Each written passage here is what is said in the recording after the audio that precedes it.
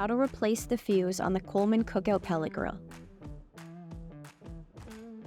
The 5-amp fuse might need to be replaced if your controller will not turn on or the LED display does not light up.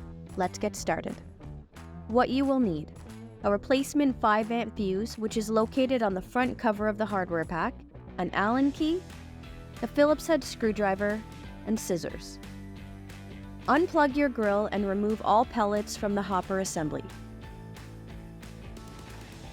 Remove the 4 screws that secure the digital controller to the hopper assembly with an Allen key and save the screws for reinstall. Important: take a photo so you can reattach zip ties in the same position to protect the wires from the mechanical components.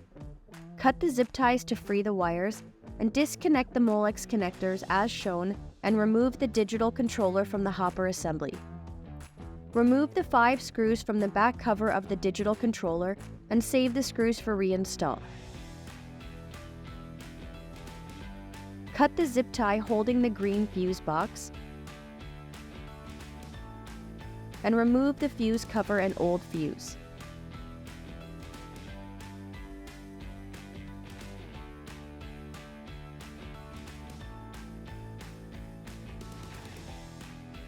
Replace the fuse and fuse cover.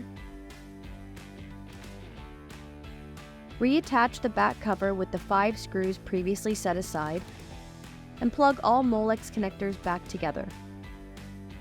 Reference the picture you previously took to bundle and zip tie all wiring.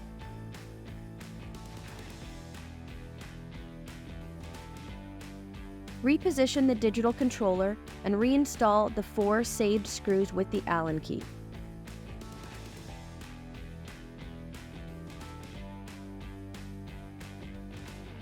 See our full catalog for more troubleshooting and maintenance videos.